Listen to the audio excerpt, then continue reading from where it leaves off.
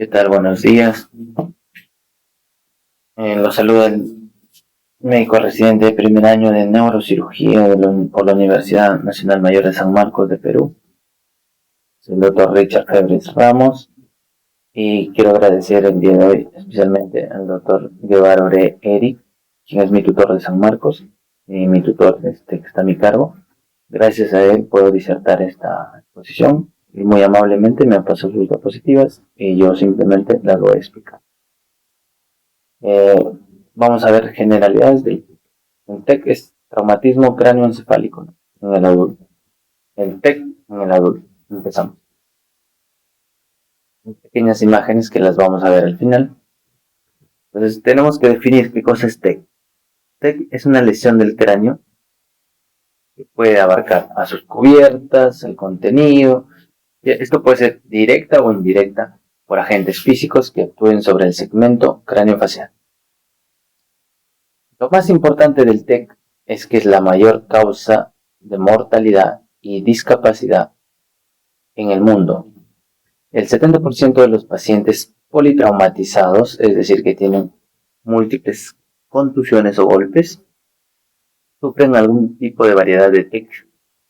Y el TEC representa más del 30% en una secuela, que sería un hematoma intracraneal. O sea, de todos los que sufren TEC hay una variedad de un 30% que pueden desarrollar un hematoma, es decir, un sangrado dentro de la cabecita. El TEC ha sido llamado como la epidemia silente, que es la causa de mayor mortalidad y discapacidad. También sabemos que es más frecuente en el sexo masculino. ¿Y por qué? Por el oficio que estos desarrollan, ¿no? Las actividades de mayor riesgo generalmente desarrollan el personal masculino. La mayor incidencia es en personas jóvenes. El grupo etario más frecuente discurre entre los 20 y 45 años de edad. Es la principal causa de morbimortalidad neuroquirúrgica en el adulto mayor. En los Estados Unidos de América se reportan más de 500,000 casos por año. Ha causado más muertes que las reportadas en 2 guerras mundiales juntas. Esta es la importancia del tema, de saberlo y conocerlo. Las causas pueden ser por accidentes de tránsito, lo más frecuente, agresiones, caídas más frecuentes, esto en el adulto mayor, accidentes de trabajo, accidentes de deporte y armas de fuego. Los mecanismos fisiopatológicos que ustedes tienen que conocer es aceleración, desaceleración, compresión o aplastamiento, perforación o penetración o mixto. Esa aceleración es el efecto gatillazo que uno se da al frenar bruscamente con el carro. Es un efecto latigazo donde se golpea la parte frontal y la parte occipital. Compresión, está además de explicarlo, simplemente comprimir el cráneo. Perforar puede ser por arma blanca, es decir, por un cuchillo, puede ser por un proyectil de arma de fuego. Este puede tener orificio de entrada y orificio de salida, o simplemente orificio de entrada y más no de salida. La clasificación del TEC se puede clasificar anatómicamente y clínicamente, de afuera hacia adentro.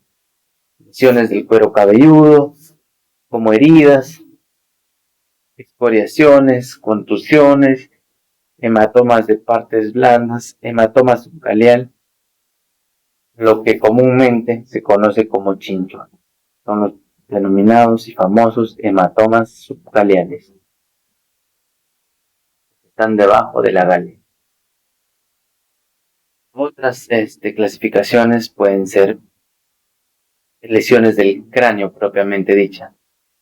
Pueden ser en fracturas en bóveda craneal y pueden ser deprimidas y no deprimidas.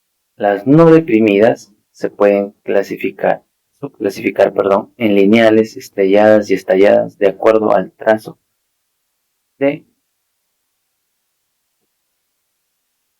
Y las deprimidas, ya pues su mismo nombre lo dice, está deprimido. En cuanto a las fracturas de la base del cráneo, la podemos dividir en 3.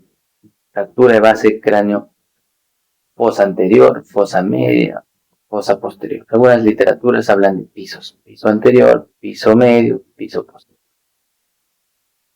Lo importante de aquí que es el piso anterior puede darnos una clínica, que sería los equimosis periorbital bilateral, también denominados ojos de mapache.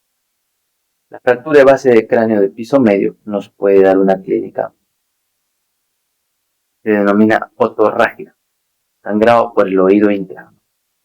Y las fracturas de base de cráneo de fosa posterior o de piso posterior nos pueden dar el signo de Batley, o también denominado el signo de lucha, que es una equimosis retroauricular. También podemos ver lesiones de las meninges. De acuerdo a las lesiones de las meninges podemos tener hematomas epidurales, subdurales, higromas subdurales o una dislaceración meningocortical. Las lesiones del encéfalo a su vez pueden clasificarse como focales o difusas. Focales es cuando solamente comprometen una parte y difusas es que se extienden a más partes, por lo menos más de dos. Las lesiones difusas pueden ser concusión ligera, concusión clásica, lesión axonal difusa. Las lesiones focales pueden ser contusión encefálica, hematoma intracerebral. Ahora, podemos clasificar también de acuerdo a la comunicación del recinto intracraneal con el exterior. Es decir, todo lo que está dentro, si se comunica o no con el exterior. Sería abierto o penetrante si hay una lesión de la dura madre. O sería cerrado y no penetrante cuando no hay lesión de la dura madre o también denominado lesión dura. Y esta es la clasificación más importante, la clasificación del TEC de acuerdo con la severidad. Se evalúa la escala de coma de Glasgow. Vamos a repasar un poco la escala de coma de Glasgow. Evalúa 3 parámetros y lo que te evalúa es el nivel de conciencia. Subdivide en apertura ocular, el puntaje máximo es 4 cuando el paciente abre los ojos, si responde al estímulo verbal 3 puntos, al dolor 2 puntos y si no hay apertura ocular 1 punto. La respuesta motora 6 puntos si obedece órdenes, moviliza 4 extremidades, 5 cuando localiza el dolor, 4 es cuando se retira el dolor y las rigidez de decorticación es una flexión anormal patológica. Rigidez de descerebración. ¿Listo? La de descerebración, el paciente está peor. 2 puntos. La decorticación es la flexión de los miembros superiores, mientras la descerebración es la extensión y rotación interna de los miembros superiores. Y cuando no hay respuesta motora, 1 punto. Doctores, nunca se olviden que el Glasgow máximo es 15 y mínimo es 3. No existe Glasgow 0. Respuesta verbal, 5 puntos. Si está orientado, colabora con el interrogatorio, 5 puntos. Si está desorientado, está confuso o frases incompletas, 4 puntos. Palabras inapropiadas o te manda a la misma M, 3 puntos. Sonidos incomprensibles, 2 puntos. Y si no hay respuesta, volvemos. Entonces, de acuerdo a la severidad y según la escala coma de Glasgow, podemos clasificarlo como TEC leve de 14 a 15 puntos, TEC moderado de 13 a 9 puntos y el TEC grave menor o igual a 8 puntos, mínimo 3 puntos. ¿Por qué es la importancia de esta clasificación? Porque el TEC leve puede ser observado, mientras que el TEC moderado y grave necesitan ya una tomografía para definir el deterioro del nivel de conciencia. ¿Correcto? Esa es la principal diferencia por la cual clasificamos el TEC leve, moderado y severo. El TEC leve puede ser observado durante 12 horas, 4 horas, 6 horas de acuerdo al criterio clínico, a la condición del paciente y solamente se le puede pedir una radiografía. Siempre es importante, como les digo a todos mis internos, cada paciente es individual.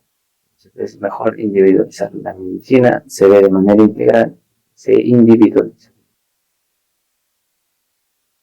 Ahora vamos a ver la fisiopatología. Puede ser lesiones primarias, las que pueden causar una deformación en el momento del accidente, puede sangrar los vasos, dañar neuronas, glías y existir procesos dinámicos entre estos, ¿no? Vamos a ver entre contusión cerebral, que es una hemorragia ventricular, hematomas craneales, fracturas craneales, lesiones del tallo cerebral, lesiones de nervios craneales, arterias, primarias difusas, dislaceración. Pero no vamos a entrar a profundidad. Vamos a simplemente nombrar. Las lesiones secundarias serían que ya son complicaciones a posterior, no en el momento agudo.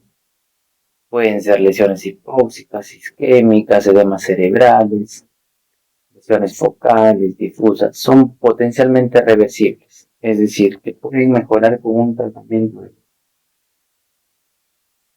Ahora, las lesiones secundarias en el tramo craneoencefálico de causa intracraneal pueden ser edema cerebral, hiperemia cerebral, convulsiones, vasoespasmos, infección. De causa extracraneal puede ser hipotensión arterial, hipoxia, hipocapnia, hipercapnia, hipoglicemia, hiperglicemia, hipertermia, trastornos electrolíticos. Por eso es importante. Entonces, lo más importante es el ABC, vía aérea, ventilación y circulación en el paciente. Tienen que mantener vivo al paciente para que puedan posteriormente resolver el TEC o catalogarlo de acuerdo a una tomografía, sí, pero lo más importante es mantener vivo al paciente mediante el ABC, vía aérea, ventilación y circulación. El cuadro clínico puede ser un síndrome de concusión cerebral, síndrome de contusión cerebral, un síndrome de compresión cerebral, y vamos a ver las diferencias, ¿no? de estos síndromes. Síndrome de depresión del sistema nervioso, síndrome de cerebral, síndrome de contusión cerebrosa. Entonces vamos a definir qué es una concusión. La concusión se define como una pérdida transitoria y irreversible del nivel de conciencia, generalmente en 6 horas. Pero puede haber fallas de la memoria que van a ser reversibles en las primeras 24 horas. Lo más importante de una concusión es que no hay signos de focalización neurológica. Y ustedes me preguntarán, ¿qué es un signo de focalización neurológica? Tenemos que escribir. Los signos de focalización neurológica son, si son a nivel pupilar y hay una asimetría de las pupilas, eso se denomina anisocoria. Si hay un defecto motor, podemos ver hemiparesias, que es la disminución de la fuerza, hemiplegia, esta ausencia del movimiento en la mitad del hemicuerpo, parálisis facial central. Los reflejos osteotendinosos son otros, pueden presentar signos de focalización, asimetría, ausencia en los reflejos, o reflejos anormales como el signo de Babinski. Efectos sensitivos pueden ser anestesia o parestesia de algunas extremidades o miembros superiores o inferiores. Y defectos funcionales, afasia como pérdida del habla o apraxia, pérdida de las habilidades aprendidas como abotonarse una camisa, como ponerse una corbata, y habilidades aprendidas, ¿no? Como amarrarse los nudos de la zapatilla o del zapato. Y por último, convulsiones.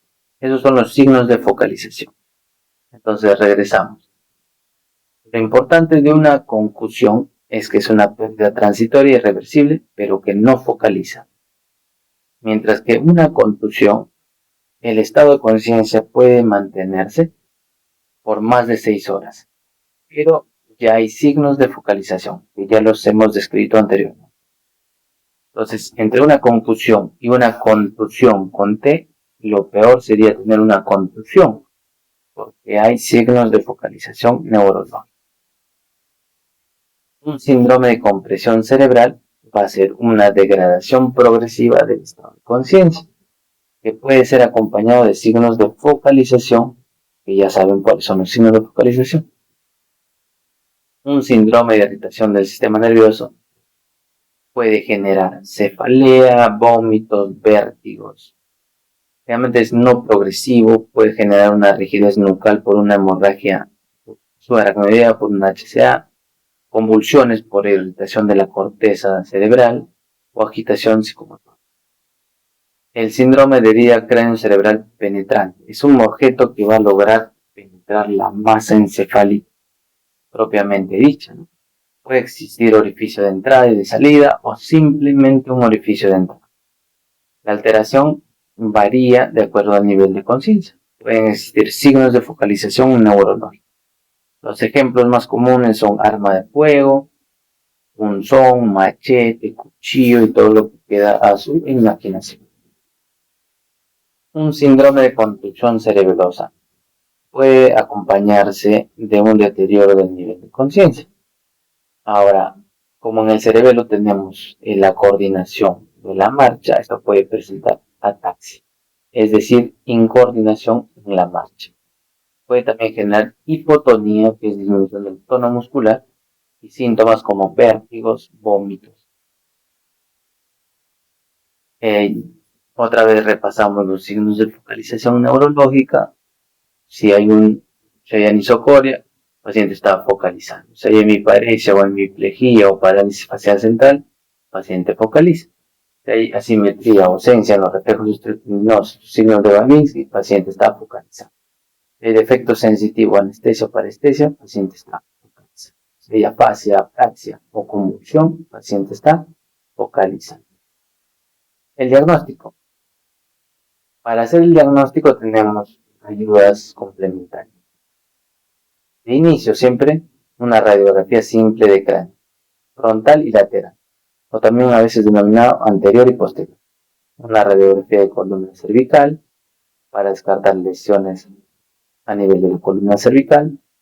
Una tomografía axial computarizada, actualmente llamada TEM, tomografía espiral multicorte, cerebral sin contraste. Es importante pedir una tomografía sin contraste porque recuerden que si pones contraste, este se puede extravasar si hay vasos rotos, ¿no? Entonces, por eso siempre la indicación inicial ante todo es una tomografía espiral multicorte, TEM cerebral sin contraste, nunca se olvide.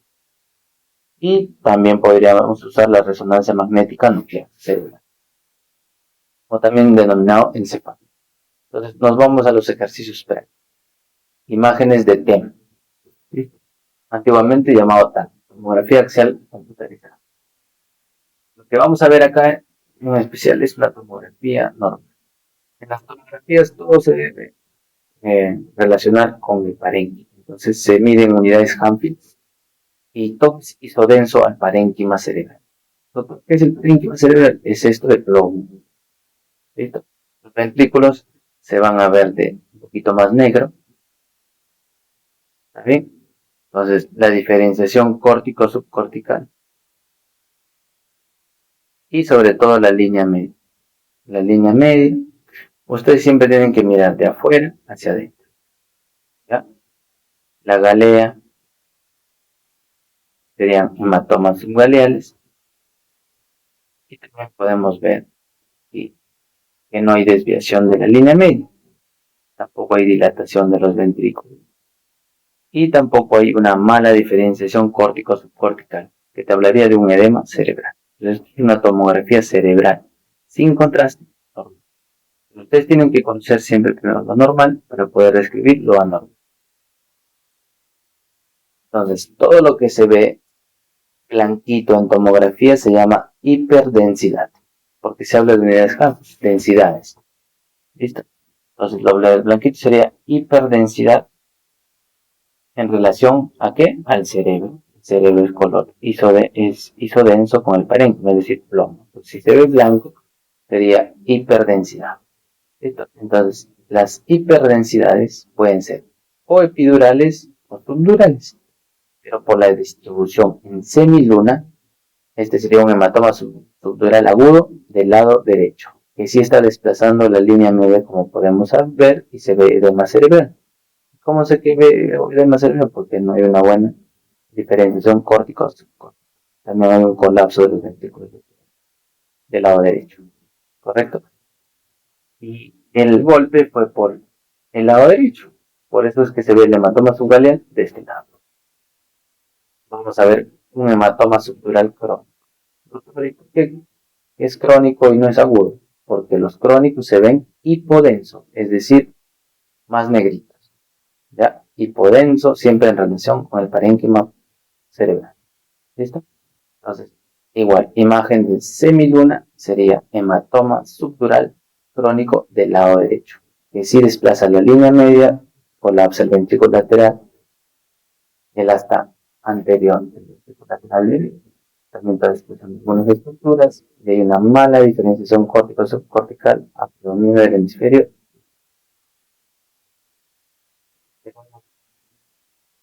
Un neumoencéfalo bifrontal. Doctor, ¿cómo sé que es un neumoencéfalo? Porque el aire en tomografía se ve hipodenso, negro. Entonces, es fácil. Por eso vemos, esta es la parte frontal, esta sería la parte occipital. La parte frontal, esta componente de aire, se llama neumoencéfalo bifrontal, que va en el. Una contusión encefálica se vería así. Igual, en este caso no desplaza la línea media, no colapsa los ventrículos, pero sí, miren acá esta imagen.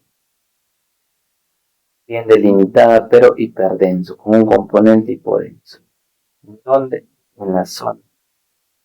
Probablemente parietal o parietotemporal izquierda, sugerente a una contusión encefálica.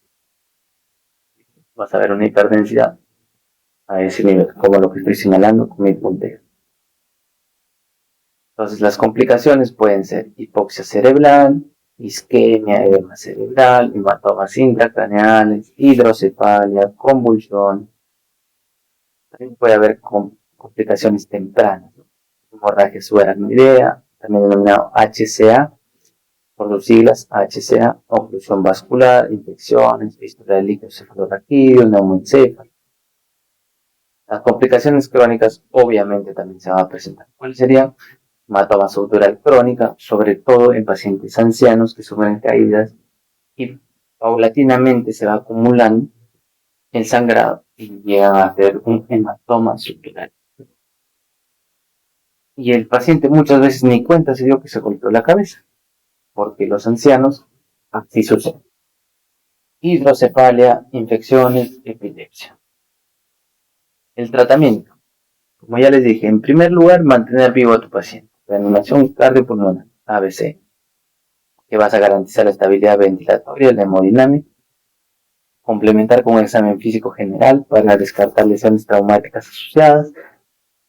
Por eso el TEC es un manejo multidisciplinario, nunca se olviden, muchas especialidades. Y lo tercero que tenemos que hacer es un examen físico neurológico detallado.